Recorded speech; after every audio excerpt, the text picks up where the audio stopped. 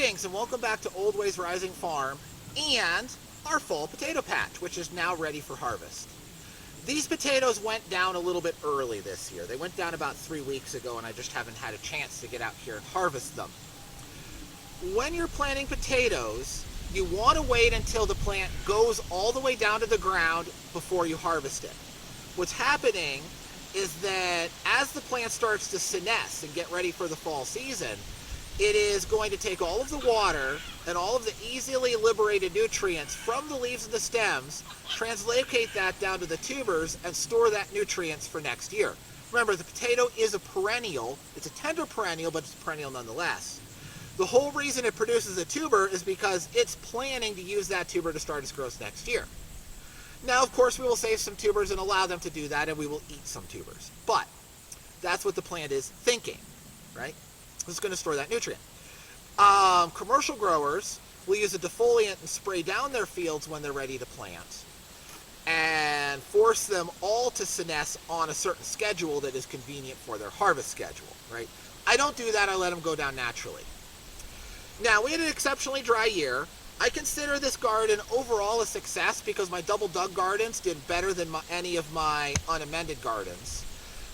We will get a yield. I've poked around a couple of these hills previously, and they did produce a relatively normal number of potatoes. They're just smaller than normal because they didn't have as long a growing season to produce. So we'll see what we got. I have the garden to my left, which was done in a tire as a raised bed. I planted the potatoes right at ground level and then built the soil up. And then the gardens to my right, this mound and this mound, they're all Yukon Golds, all the same variety, and they were done in double dug trenches. The planting video is also on the channel. You can go back and see it, and we'll have a kind of a real loose, quick and dirty experiment here and see how the yields compare. It's not a real rigorous scientific study. We effectively have n equals 1, but it's good enough for a little quick how do the methods compare gut check, okay? So without further ado, let's start digging in the ground and see what we find. So here's our first little nest of potatoes. I just rooted around in here to try and find them all from one plant. And there could be some overlap with adjacent plants, but we've got 3, 6, 7, 8 little potatoes in here, which is reasonable in number wise, but as you can see, they're all like new potatoes. And that's the difference between these things going down 3 weeks early and actually having a full growing season, is the size more than the number. When it's dry like this, a lot of them just get aborted as these little tiny guys, okay? So I'll go finish collecting this row, put them all in a box, and we'll see how many we got. Okay, so we have done the harvesting, and I want to take you through these first 3 rows. Row 1, row 2, row 3, going from your direction toward my direction. This was at the very edge of the garden, where it was planted right up against flat beds that weren't double dug. This was second, so it had a double dug bed either side. This was third, it had a double dug bed either side, and it's starting to get into the middle of the patch. And you can see as you go along, you have more potatoes in each bucket. That's this drought response. As you go from the edge of the amended soil toward the middle of the amended soil, you have more stored water and all of that organic matter here than you do here, relative to what the plant roots can get at, okay? So we have a gradient, and this is representing drought effect. What did the tire do? Well, the tire had deeper mulch, and it comes out looking pretty similar to row number 3. So, as I expected, there's not a real dramatic difference between well done double dug and the tire method, okay? All of these rows had about 6 or 7 starts each. Also in this first row, 2 or 3 of those starts did not take, so there were some gaps in this row. That's also part of why that is such a stinky yield in there, okay? So that's a factor too.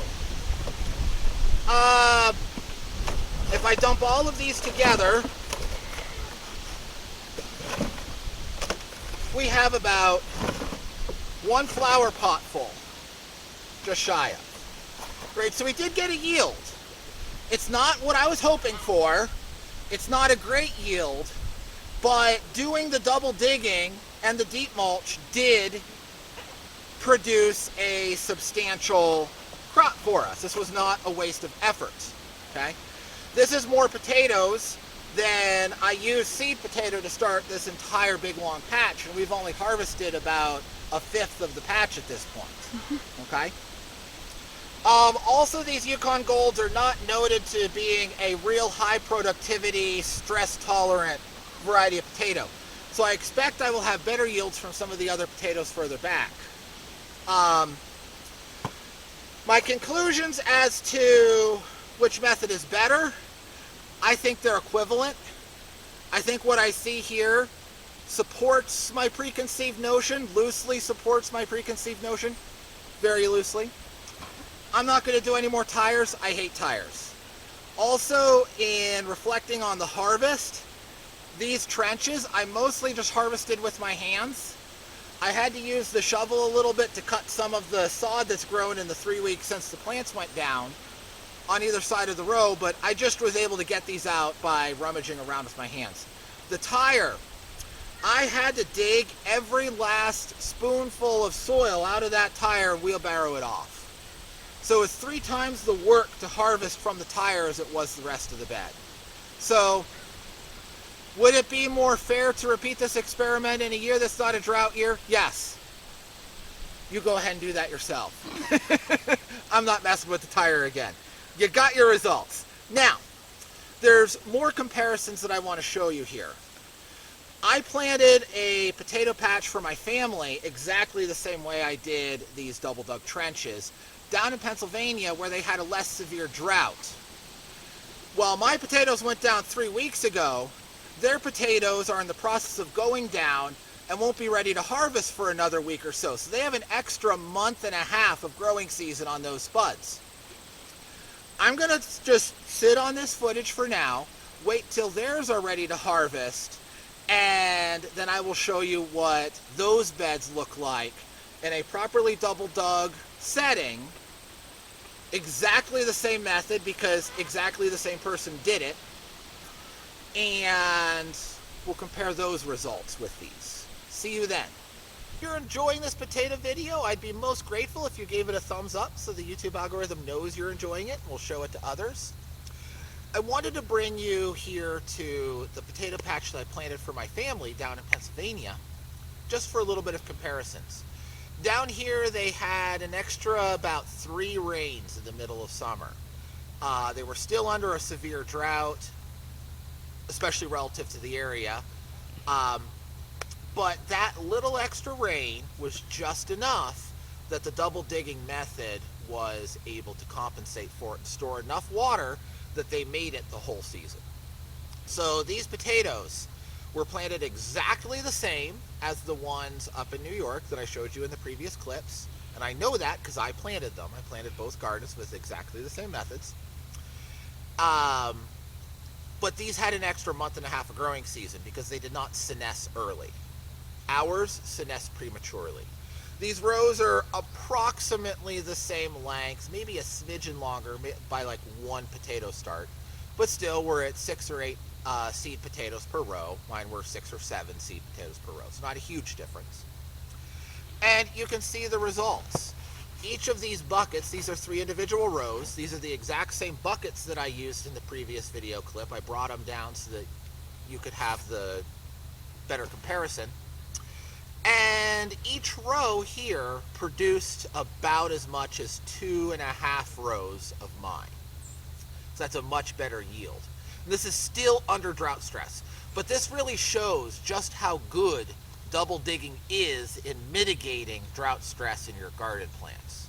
I strongly recommend it, and it would even be great if you went and watched the double digging video so you can learn how to do it in large areas. We also got some really nice big spuds. Okay, these are great to boil, mash, and stick in a stew. I hope that you also have had some success this garden season and that you'll join us on the next video here at Old Ways Rising.